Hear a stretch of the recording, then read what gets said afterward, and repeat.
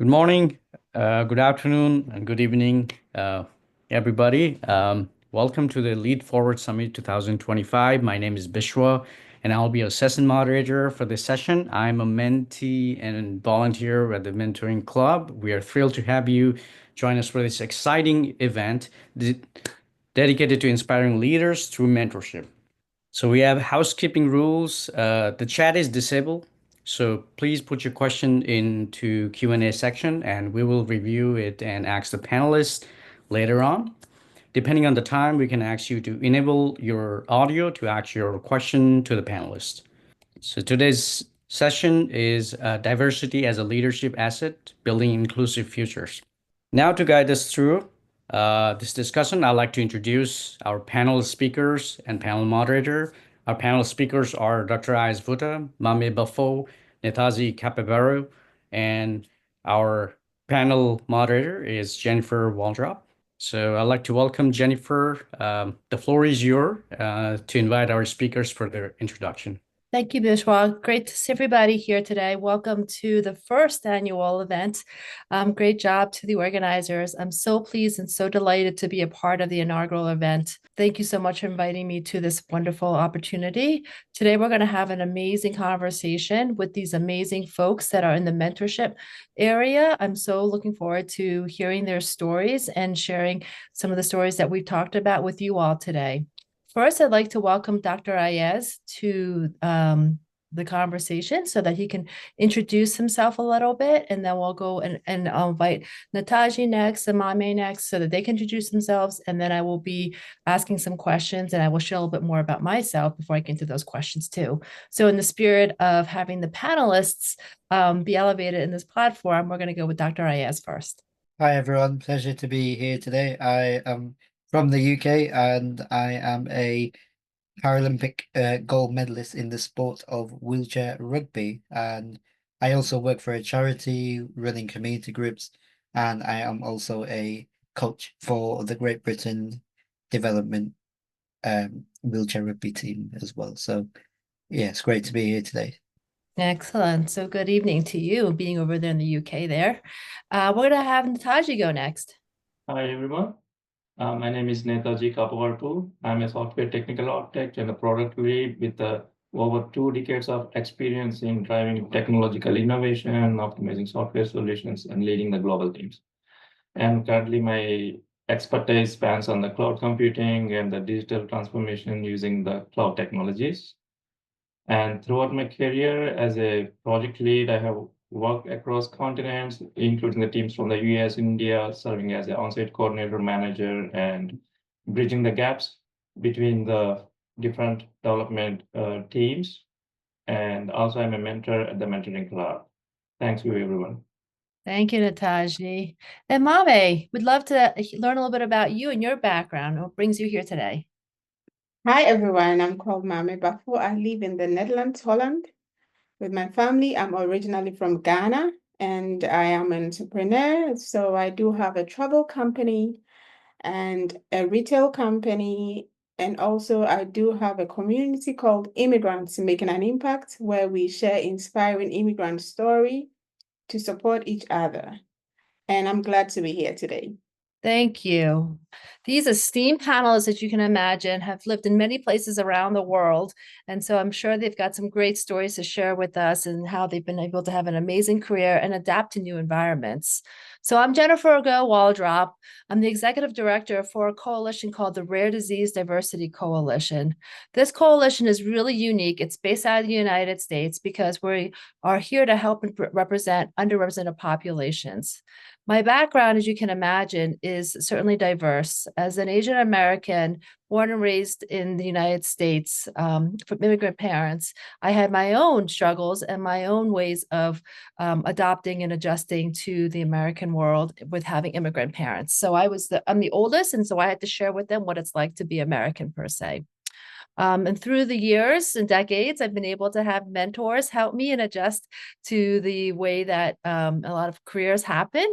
But also, I've been able to give back to the community as well in my learnings as being in this space. So I come through the lens of kind of maybe the only Asian American in many communities. So how do you adjust to that kind of environment? And then how do I encourage others to bring the voices of their own experiences into the workplace, into their communities, so that they can find a place to connect, to belong, and really encourage others to be included.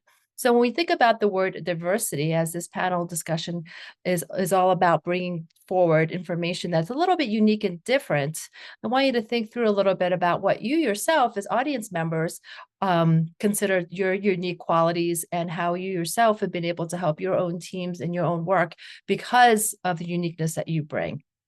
So when I think about a little bit of the background here, like for Dr. Ayez, it's not every day we get to meet a Paralympic, and I'm sure he didn't just become an Olympian overnight. So could you share with us a little bit about your background and your experiences, as perhaps, why you decided to help out with being part of being a mentor or a coach, and some of the struggles that you had to become a mentor or a coach? Yeah, so I'd be happy to share.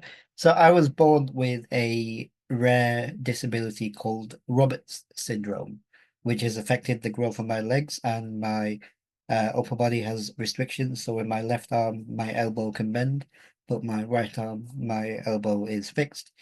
And I spent the first year of my life in hospital, went home, and I grew up next to a park. And I can run around a lot more when I was younger. I need to use a wheelchair more now. And I went to play cricket and soccer, or football, if you want to call it. The and I basically loved sports. But when I went to primary school, I was not allowed to do any sort of sports because of health and safety reasons. And I was the only person with a disability in my whole entire school. So one day, because I used a wheelchair part-time and walked around part-time as well, I jumped off my wheelchair during a break time and started to play football with my friends for, I'd say, probably a minute or 2 minutes, until the teachers, they were horrified and dragged me off the pitch. But that opened up a conversation with them. And when I went to college, which is 16 to 18 in the UK, I started to realize like how people view disability like as a weakness, as they treat you differently. Like, for example, every time I went out, people would stare at me, and that made me feel really uncomfortable. So I stopped going out. I stopped communicating with people, just being quiet, putting a lot of weight on due to my inactivity, and just losing all my confidence. And the one way I got out of that was my parents, they took me to a wheelchair basketball team, like just to have fun. And I absolutely loved it because I saw people with other disabilities just having fun. And it's the first time in my life I'd ever seen that happen, being in a room full of other people that had disabilities. And I absolutely loved it. And wheelchair basketball was the start of my Paralympic career. And I started to play wheelchair rugby after being scouted, because apparently in wheelchair basketball you're not allowed to contact a wheelchair or smash into a wheelchair, otherwise you get fouled. So I I always used to get sent off. So the scout watching for wheelchair rugby said to me, "You look pretty rough, you look pretty fast. Why don't you try wheelchair rugby out?" So I tried it out and absolutely loved it. And just to fast forward, I don't want to take too much time up.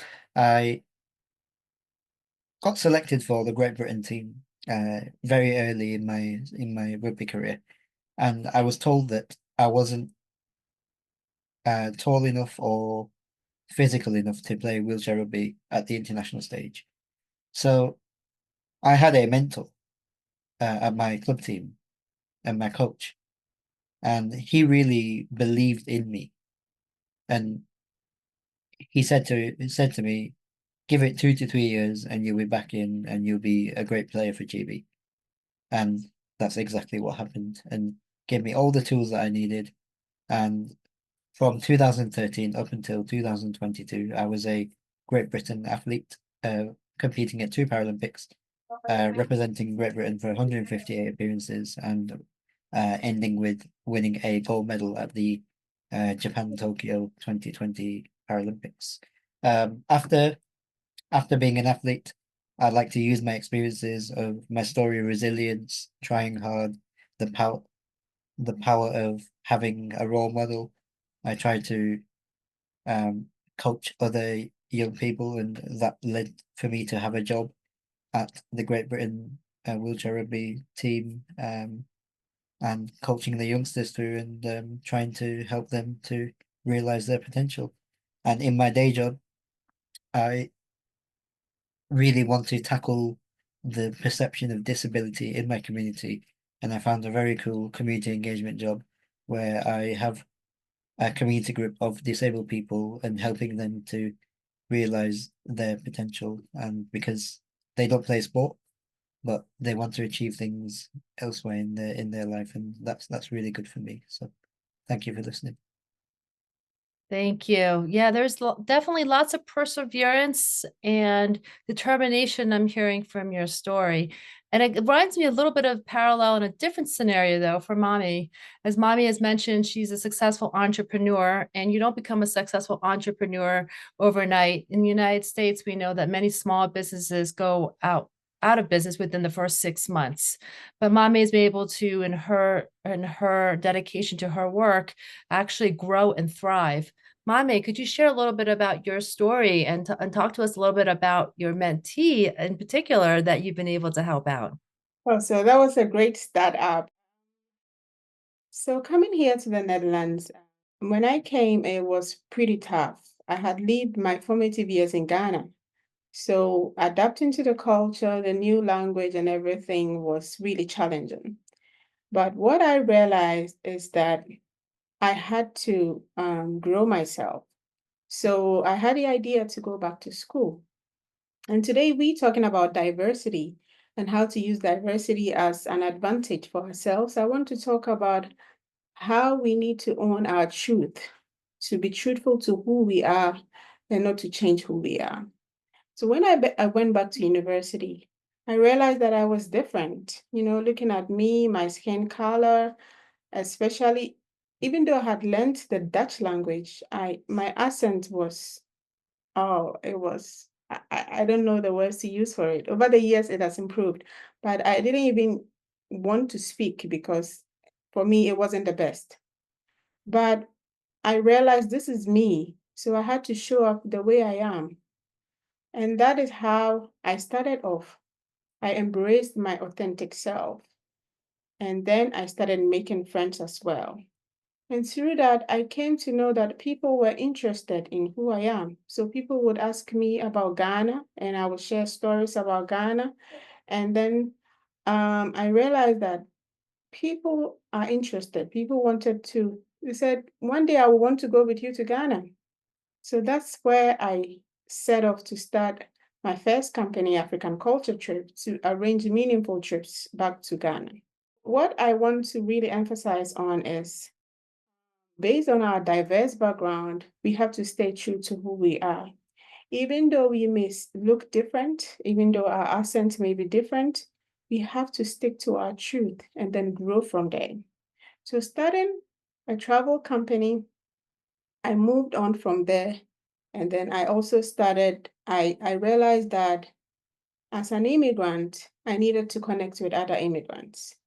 So that's where I went ahead to start the community immigrants making an impact. And then through that, we have been able to connect as immigrants, and through that, we have shared our diverse stories, and we have learned from each other. And we have learned that immigrants across the globe are making an impact. So therefore, we learn from each other, we support each other, and through that, we are growing. So that builds on the fact that we also have to join forces and connect with people from diverse backgrounds so that we learn from each other. So that through storytelling, people share stories of resilience, and then we learn from that, and through that, we grow. And then also building the community, I came to learn that immigrants share that one of their superpowers that has really helped them through their journey is mentorship. So people seek mentorship, and then through that, they have been able to grow in many areas. So that is where the mentorship club comes in, where I would encourage people to get on board, because mentorship is where, when you want to walk on a path that people have already walked on, it makes it so much easier to learn from others so that you can also persevere and keep going and not give up. Thank you. Thank you for sharing that. And in a similar vein, because you actually moved from one country to the other, and language was also a part of that barrier or that challenge that you have. I think Nataji, while maybe language was not a barrier, he had his own challenges leaving India and coming to the United States. So, Nataji, I welcome you to speak a little bit about your experiences and share with us a little bit what you are up to these days. Because when you and I had talked, I'm so impressed by what you've been working on and how you're making a difference in the space that you're in. Thanks, Jennifer. Hello, everyone. Again, it's an honor to be here today to discuss the topic that is not just close to my heart, but also essential for the future leadership, diversity as a leadership asset. And throughout my career as a project lead, I have worked on the various continents, leading the teams in the both US and India. And I have witnessed firsthand the power of diversity in action, building the cultural gaps and aligning the global teams and leveraging the different perspectives to achieve the technological and business success. Because initially, when I completed my graduation in India, and I got the opportunity to work with the MNCs as a technology platform, and that's where I started my software development journey. And in one of the first project, I got a chance to work with the team in US, where it's a Dell Technologies, for example. Let's say that there is a culture and their time zones and everything is completely different initially. So I had to adjust according to their timings, and also the language and the fluency and the accent, everything is completely different. So it takes time for me to adjust and understand. Even companies also helped me to, there is a special programs in the companies to, they provide some sort of cultural training and the food habits, how to talk, how to discuss. I got a great mentorship at the beginning, and I learned from them great extent. And also it happens to be there is a mentors in the US at this present. The persons are used to guide me to how to be successful in that journey in my project. The one of the biggest lessons I have learned in the leadership is that the different perspectives lead to better solutions. When we bring together people from different backgrounds, experiences, and thought process, we create an environment where innovation thrives. And I see that examples in one of my recent projects where we're working on the modernizing the legacy applications. Initially, we approached it from the purely technical standpoint, but when we engage in the diverse teams and including developers in the US and the offshore teams in India, the solutions become more user-friendly and it's very effective. And by integrating multiple viewpoints, we improved the project delivery speed by 20%, and we enhanced the user experience significantly, and adaptability of the project was increased globally, and we achieved the more users from that. So I believe it's not about the diversity, is not just about representation, it's a strategic advantage, and it drives the innovation and the strength of the teams. And I can, that's all from my side. And any questions I can add more on that. As a, even initially, as I came to the United States here as an immigrant, and also I got a chance to perform as an on-site coordinator because I got the cultural advantages here in the US and everything I came to know. Then they make me as on-site coordinator in the US. And I used to interact with the India team and help them to understand what the requirement, business requirement from here the client is expecting, and I need to manage all the team from India. And finally, we delivered the very good product at the end. Thanks you for this opportunity. Thank you, Jennifer. Thank you. Thank you for sharing your story. So as you can tell, there's four of us talking a little bit about our background, and we have such different industries that we are a part of. Dr.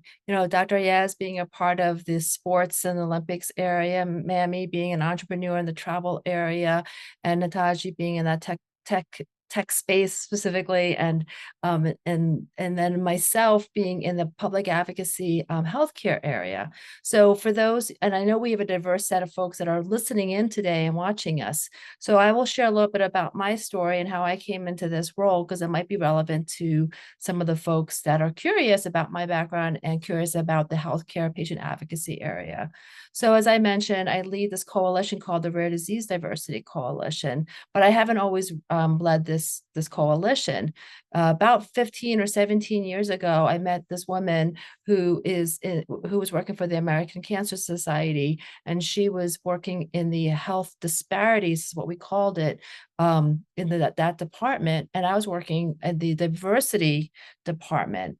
And because of the similarities and because of the overlap of the work, she and I came together and pulled together some strategy work for the American Cancer Society. And so we put together, we worked really closely in creating a strategy around diversity and disparities as it impacts the patients, the community, the talent that it requires to support the cancer space. And she essentially was my mentor as somebody that had been in public health much longer than I had been in as an epidemiologist. And we managed to stay in touch through the years after we both left the American Cancer Society. So I consider her a mentor because I did learn a lot about public health during our time together and throughout the years that we continue to stay in touch. And so when the position opened up, she recognized and she saw how I approach diversity for both corporations as well as for nonprofits. And obviously she liked my approach as it impacts public health, for example. So she and I talked about this position, and she said, I think you would be a really good leader in the rare disease space as it pertains to supporting, helping, and having a voice for the historically underrepresented, marginalized populations. So I've been in this role for about 2.5 years. So I've been a mentee in that sense, but then of course, in my time and rolling up into leadership, I continue to share my viewpoints when it comes to encouraging folks, as Mame said, to be your true, genuine self, because that's, at the end of the day, that's who you have to look at every single day, and you have to show up for what you want to do, based on your work and things like that. So for me, I've been always encouraging folks to really be your authentic self at work and do the best that you can. So that's one of my guiding principles as I mentor other folks. And so I wanted to share I want to ask the group a little bit about, when we do our mentoring work, there are different ways to tap in to mentoring opportunities, right? Sometimes people are asking me about diversity, equity, and inclusion as a whole, and what does that mean in the public health space, for example? So can you coach me and mentor me in that area? Sometimes people like the way that I am a leader and how I have developed my teams and how I show up in that space. So then I'm sharing some of that information with them and mentoring in that space. I'm going to turn this over to Nataji, since he was the last to speak, and maybe he can share a little bit about, how many people he either is currently mentoring or has mentored, and what has he mentored them on specifically. Sure, Jennifer. From my side, currently I'm leading a team of 15 people in my current project. So there's junior developers and the senior software engineers, everyone. And the day-to-day basis, based on the work nature project task, I keep on mentoring them and guide and lead them and collaborate with each other and on the specific tasks what they are working on. And I lead them in a day-to-day activities, and I get them if they require my help. I jump in and find out the solution and collaborate and to figure out whatever needs to be done. I will help them to collaborate to solve that problem or complete the project to meet the deadlines and everything. And even I'm also as a mentor at the mentoring club, and I was also currently working on the mentoring club platform. So I'm mentoring currently the one person here, where we are right now building the platform for the mentoring club, enhancing mentoring club, and on daily basis. Excellent. So I see it both from that professional side of the work that you do, as you mentioned, with your teams, and you're helping them coach them and mentor them along the way. So you have multiple hats as maybe a people manager as well. And sometimes you're doing peer-to-peer mentoring, from what I recall our conversation, and other times you're doing it with like direct reports. And then, of course, you're helping out here with the mentoring club. And so you're doing it outside of actually office hours. So good for you for giving back to your community. Mame is awesome about giving back to her community. Mame, can you share a little bit about your mentoring experiences with the folks that you have mentored and what you've learned from your mentees? Okay, so what I will share is that what one important thing is that we all learn from each other. So mentoring folks, you as a mentor, it's not only you giving, you are able to learn from the mentees as well. So I had this gentleman who shared his story about how he started off as um, trying to look for a job in the IT world. So he, because of his background, and nowadays when you are looking for an opportunity, they always ask for your experience, and he had none. So nobody will give him the opportunity.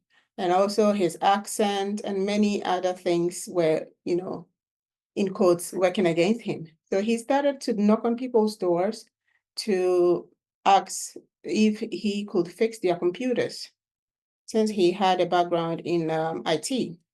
And that's how he started off, just knocking on doors. People gladly opened their doors for him to fix their computers. And then through that, he gained the knowledge and the know-how to start off his own business in the IT world. So, what I have learned through mentorship, when people come in and share their stories for you, many times people want you to affirm what they are doing, that you want to tell them that, yes, you are in a good journey and what you are doing, you are making progress, keep going. Don't stop because there are setbacks. You as a mentor, you learn from their story, and it also pushes you to be a leader by example, so that you don't only tell them to keep going, you also make sure that what you have started off, you also finish it up, so that, people really learn from you when you lead by example. When you tell them to do something, you have already done it, and they see it through your work, how you are making progress and how you are making an impact in your field. So yes, so it's a win-win for everybody in this mentorship journey.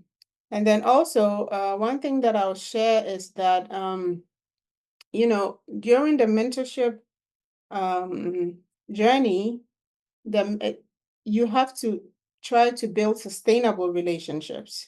So it's not about, when people tell you about their challenges, what they are going through, it doesn't stop there. Even though you help them in their professional field, you have to know people who allow you have to go and keep, following up on certain aspects of their life they share with you. So maybe they have incidents at home, or they have challenges with whatever.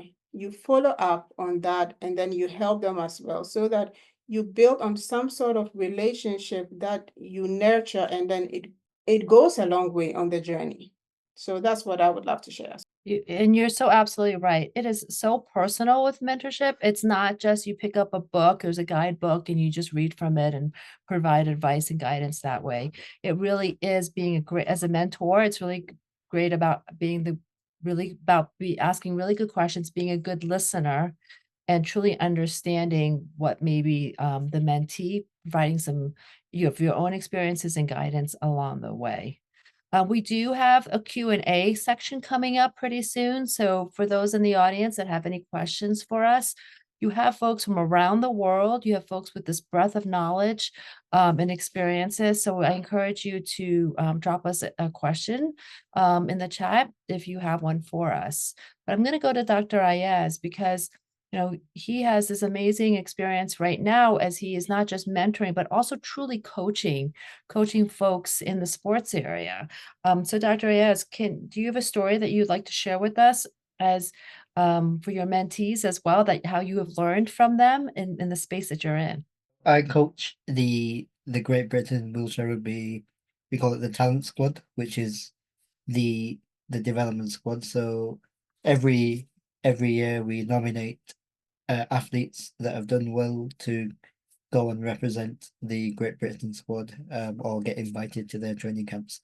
So how we start it is we've got a squad of probably 15 athletes, and each and every one of them are at different stages of their wheelchair rugby career. So some will be like playing for 2 weeks, some will have been playing for 2 years, some will have been playing for 5 years, or etc. So it's how you bring that together um to develop a training camp. So our training camps are 3 days long every month. And how do you try to incorporate all the skills that you need for on the court and off the court? So you're talking about the whole athlete instead of just performance. Performing as an athlete is what you do outside as an athlete. So we have to do a lot of nutrition work, a lot of like resilient work. So we have this framework called Spark. So it's where you're self-reliant. So some are youngsters, so they're used to their parents waking them up. Are you setting an alarm? That's the best example. The P in Spark is problem solving. So are you a good problem solver on the court and off the court? Are you adaptable? That's the next one, the SPA. Are you adaptable on the court or off the court if anything goes wrong? So the biggest thing that we give is if you're going away for a tournament and there is something that you're not particularly used to, like going to bed early to beat jet lag, are you going to be adaptable in that sense? Are you? And then the R in Spark is being resilient, and the K is always keeping improvement. So keep improving. So we use that framework to really coach and develop these athletes on the court and off the court. And since I've been coaching, it's very easy to coach when you have something to refer back to. And we do that with all our game tactics, etc. So we set up principles for each tactic.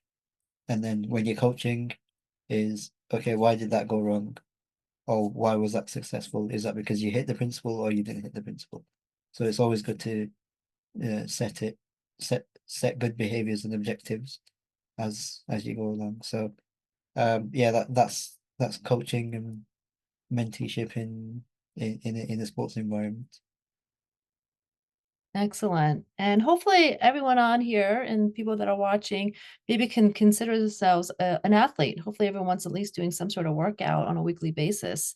And so perhaps you can also apply that SPARK principle into your own headspace, into your workouts and how you show up as well when it comes to some of the exercise routines you have. We're going to move into the Q&A section now. Oganovo, I think you have a question for us, and so I'd love to hear what you have to ask us. Yes, I do. Thanks to Mame, Buta, and Netaj. So my question is this. We live in a diverse world, and we come across people from different cultures everywhere we go. Have you ever had a mentee whom you had a challenging time mentoring because of cultural diversity? Anyone who has really challenged you mentally, and not necessarily physically, but mentally, you're trying to mentor him or her, but because of the cultural differences, it's so tasking that you thought of giving up on that person? Have you ever had such a challenge? So I've never had a mentee like that, but I was that person who was the cultural difference in. So when I was an athlete, I was the only South Asian Muslim in the whole entire GE squad of 12 players. It took me probably 2 to 3 years to really be who I am, who I was. So I was scared about all the negative stereotypes with that comes with being a Muslim and especially an athlete, and then as a person with as a disability as well. And it wasn't until I spoke to a psychologist and they said to me, you need to be your authentic self. Once I did that, I spoke to my teammates saying, okay, I'm openly Muslim. I need to pray 5 times a day. I don't gamble. I don't drink alcohol. I don't do any of this, etc. And since I've been a coach, there was another athlete that is an ethnic minority within the squad that I coach, and I felt that they gravitated towards me because they saw me as a coach that was from an ethnic minority background, and they openly told me that they don't feel comfortable being in such a non-diverse area. So my advice to them was, be themselves. Like, don't worry about what other people are thinking. As long as you're openly genuine, your authentic self, people will gravitate towards that. If you try to be something else that you're not, then you won't necessarily fit into a squad dynamic. So that's the advice I gave them, and we're monitoring that for the past 3 months, and it seems to be going okay. But again, it's going to be a longer process than that. Thank you very much. Yeah, uh, as a follow-up to that question, I would like to ask Netaji, who has about 13 people working under him, I guess. How have you been able to handle negative criticism, either from your those you lead, or feedback, negative feedback from them? How have you been able to manage that with the cultural differences and the backgrounds you have? Negative feedback, negative criticism. Yes, definitely. It's always be there. It's in the learning process for me. Initially, it takes time to adjust with the team, and some people like me, some people don't like me. And when we go into the meetings and we need to express the opinions on the solution we are providing to them, and we always get the negative feedback and criticism and why this one not working, what is the other way we can find it and everything. But I actively listen to them, and if it is a real criticism or it's a good point, valid point, I will take observe and I will think again one more time about my thought process to adapt that. And otherwise I will try to explain them why my process is the best one out of that, and I will try to convince with the solutions and the business use cases and everything. It always be there as a part of the meetings when you go into with the diversification of the people. So we need to try to be calm and try to analyze what their intention and what they were expecting. So you will try to be answer and try to convey what I was thinking with that process. Yes, thank you very much. That helped. There's a question from Daya. In a fast-paced world where things go really fast, we need to act fast. What would be the best advice to handle diversity and cultural differences in our workspace or community? Mame, this question is for you. One might think what is okay in my culture may be offensive in another culture. So how would you manage that in a fast changing world such as ours? Okay, that's an exciting question. maybe your culture may be offensive to others, and the other way around. So I think that when it comes across that way, we should not feel offensive about it, but we have to learn to be able to dialogue about it. So what is in my culture that you find offensive, and how can we use that to how can we try to work on that? So I think that communication is very, very key in situations like that. And then also, when we find ourselves in such situations, I think that we have to be able to take the time to take a breath about that we shouldn't be very reactive as a people, so that we have to be able to step in other people's shoes to know where they are coming from concerning this particular clash, for example. So what would be a typical example? So one aspect of our cultures that really, as one of us explained, may be our religion. So some of our practices religiously may be offensive to the other partner, to the other culture. So how do we deal with that? Just as I said, we have to be able to talk about it and then find ways to be able to solve it. Thank you. Thank you very much for that answer, and I think your answer resonates with a lot of us. I, for one, work in an environment that is culturally diverse with a lot of people from all over the world, um, from the Netherlands, from Malaysia, from UK, from US, and each one comes with their own bias. So how to manage this cultural bias? Um, what it's a celebration for me may be a taboo for another person.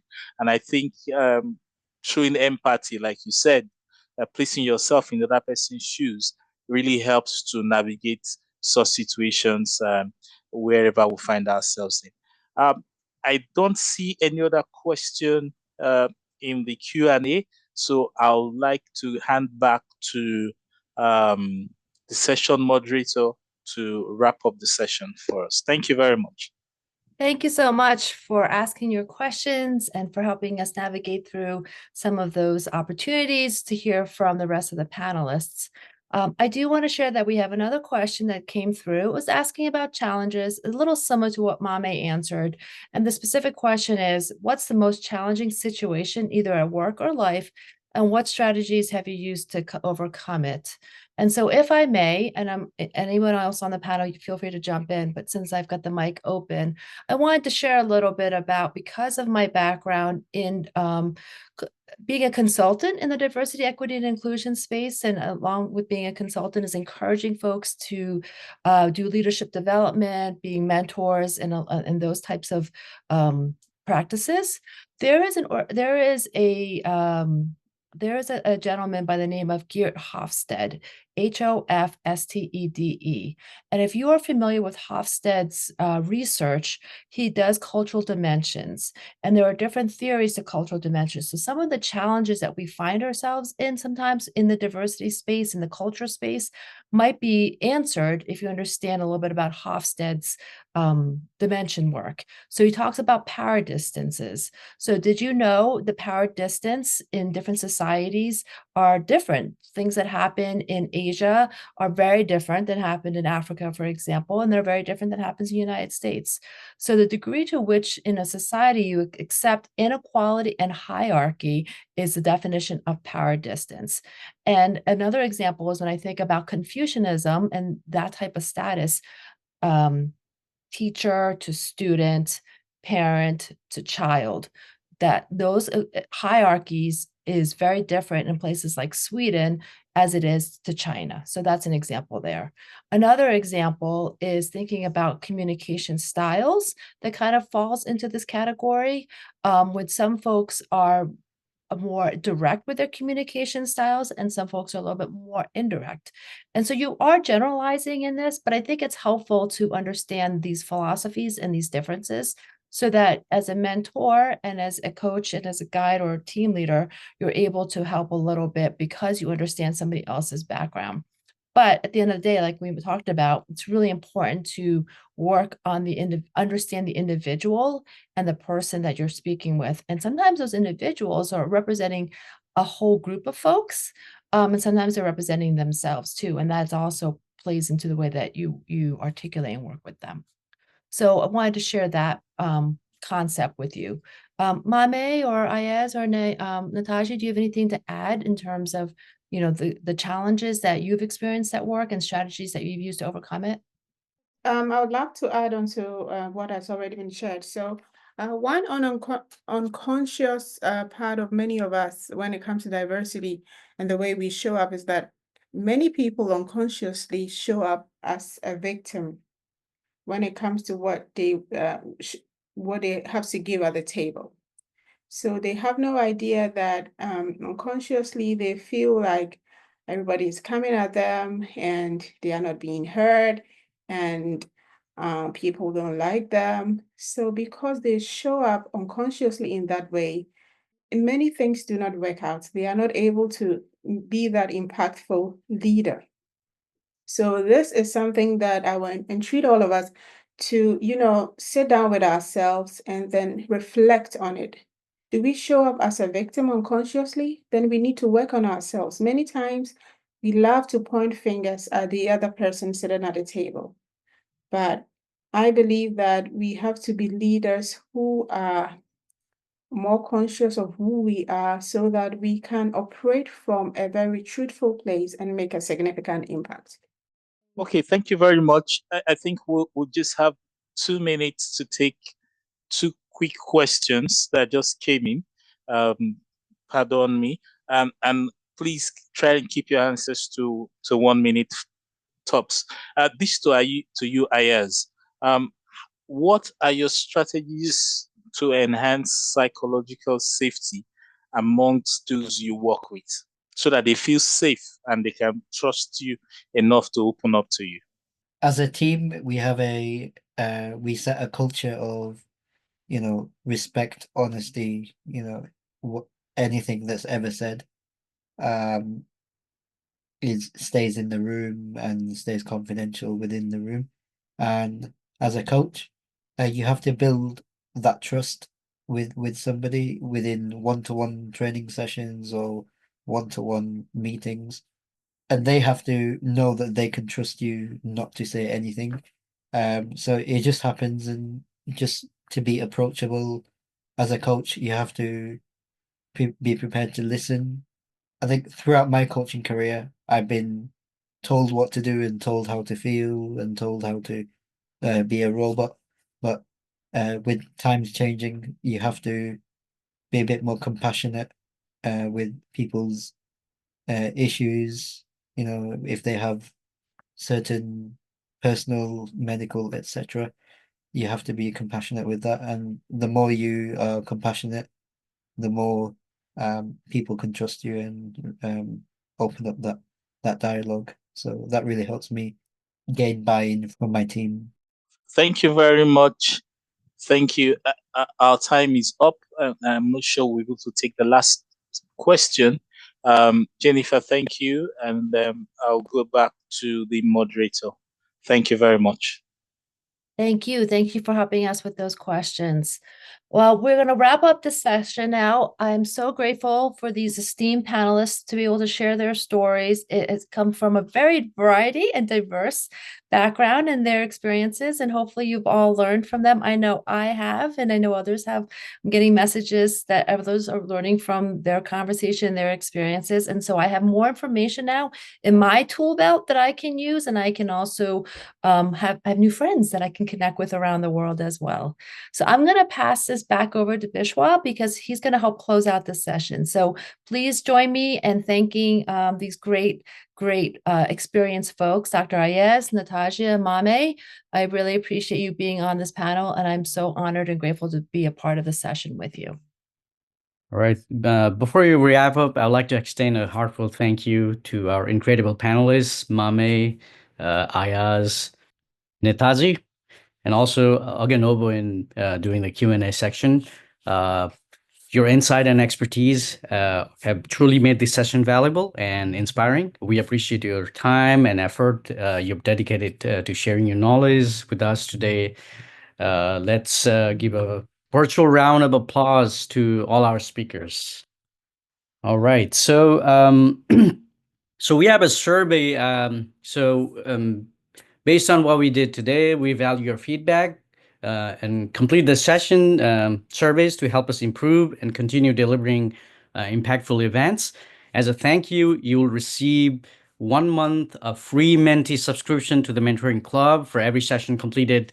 Example, if you completed 6 surveys, you're going to get 6 months of free mentee subscription to the Mentoring Club. A discount code will be sent to you a few days after the event. You can use it for yourself or you can gift it to somebody else. Plus, the first 10 respondents will receive exclusive giveaways, including the Mentoring Club t-shirts, caps, but shipping limitations may apply to Oceania, Africa, and Asia due to higher costs. Thank you for making us a difference. So we do have workshops. So if you want to ready to dive deeper into leadership development, join our premium workshop for in-depth multi-session learning experience over the coming months. These workshops builds on today's workshops, insights, and are designed to help you grow as a leader. Scan the QR code to learn more and sign up. If you want to register as a mentee or mentor, take the next step, become a mentor or mentee. You can scan the QR code to join the Mentoring Club and make the lasting impact. So we do also have a VIP pass. So if you want to get the VIP pass, on-demand access to all our event recordings after the summit, it's perfect for rewatching your favorite sessions or catching the one you missed. We are offering the VIP pass for $13 for 13 sessions. To celebrate our 9th year anniversary with you, we are extending a 9% discount when you subscribe to the VIP pass today. Simply scan the QR code. In the meantime, feel free to connect with fellow attendees, share your thoughts, and engage with one another in the chat. This is a fantastic opportunity to expand your network and exchange ideas with the like-minded individuals from around the world. In a moment, we'll play a 10 minutes video introduction about the Mentoring Club. This video will provide you with the deeper understanding of TMC vision, mission, core values, and insights from our mentees, mentors, volunteers, donors, and supporters. I'll be here as your host, and so if you have any questions or need assistance, don't hesitate to reach out. Let's make the most of this time to connect and learn about the amazing work TMC is doing. Thank you so much.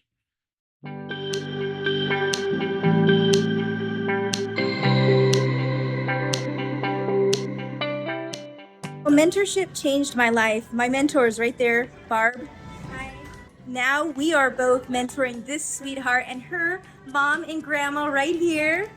Brianna is only how old? Will be 15 months this month. And it's amazing how knowing that someone else in the world is just like you and can answer those questions you've always wanted to ask, it turns you into a leader, and then you can inspire others around you. So mentorship is powerful. It makes it easy to get through challenges and knowing that someone else is there with you. So mentorship can change you, and it now helps me to become the leader I am today, to show the world that disability doesn't mean inability. I am a leader. I was born to a modest couple in the Philippines, the youngest of 4 girls. My mom was my greatest influence. I take after her with her kindness and creative problem-solving discipline. I have been in California for 22 years now. I joined an internet consulting company in Silicon Valley as business development manager in 2002, became chief operating officer and part owner after 8 years, then exited in 2020 to focus on the Mentoring Club, my give back passion project. The Mentoring Club connects working people to accomplished leaders for leadership development mentoring. With a growing community of hundreds of mentors, mentees, volunteers, donors, and partners globally, we are giving the gift of leaders to the world. What is my vision for the Mentoring Club? When I started the Mentoring Club in 2016, I declared that our mission is to provide a mentoring community for young leaders. When we launched, not only young leaders signed up, mid-career people and advanced career people signed up. And so we evolved our mission to provide a mentoring community for aspiring and seasoned leaders, where seasoned leaders refer to both the mentors and the mentees. Today, anywhere in the world, we help working people find mentors who can guide them to develop the skills they need to achieve their career and life goals. We help mentees fulfill their goals through meaningful work that creates positive impact in the world.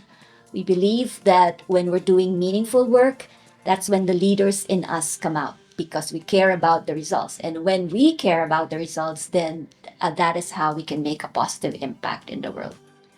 Ultimately, my vision is that as mentees become successful leaders, my dream is for them to become mentors to others. And that's how the cycle of giving back can continue, hopefully without end, hopefully even long after I'm gone. When Lizelle put that vision on the screen, it made it so easy for me, one, to take in, and two, to brag and share. This is what the Mentoring Club is about. Now, contrast that with, here's a one-page brochure. Read it and then share it.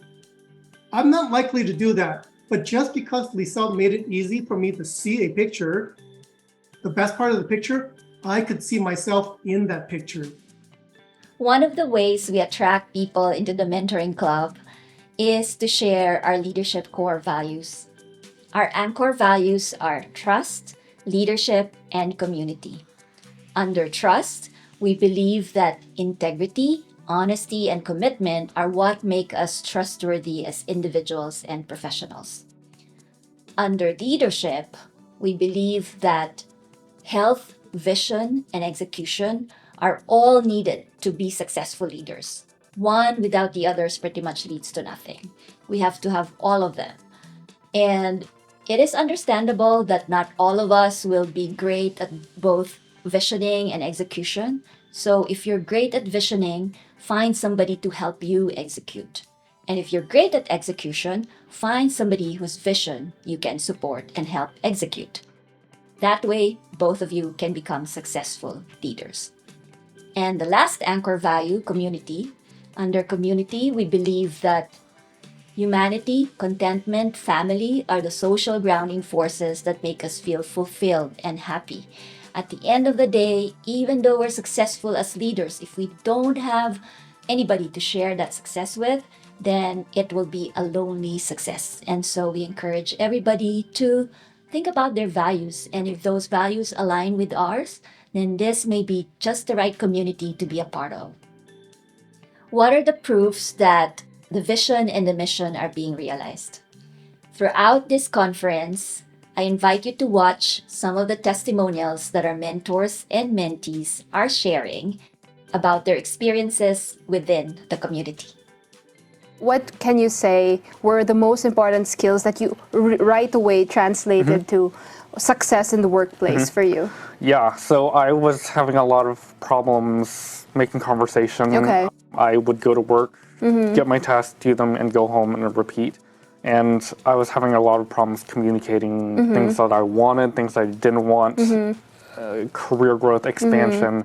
And I got a lot of guidance going into softening the conversation, really growing the conversation into how I really want for myself. It seems like it was really life-changing for you I mean, seek a new set of eyes, someone who you don't work with directly to sort of give you guidance, someone with a lot of wisdom. Hi, my name is Massimo Thoni and I am here very excited to share with you my journey as a mentee in the Mentoring Club. I am happy that I can be able to share my experience I am part of the people that are really benefiting from this. So I got the chance and the privilege to be mentored by the CEO, Lizel. It has been a transformative journey. I have learned a lot of skills, from leadership to resilience to communication, and a lot more things that I've learned from her, and I am really grateful. And one of the core values that I will speak about today is resilience. The mentorship has really deepened my understanding on resilience. It has shown me on how to adapt and to be flexible and how to stay focused no matter what challenges comes my way. I also learned that resilience is not just about bouncing back whenever you're faced with a backlash or a certain challenging situation. It is also about coming out stronger and better than the way you were before the challenge came. So this mentorship really has been a game changer for me, and I have grown a lot in ways that I could not imagine. I have advanced in my career, I've advanced in my projects, and also my dealing with other people. I am deeply grateful to Lizel and the Mentoring Club for this opportunity.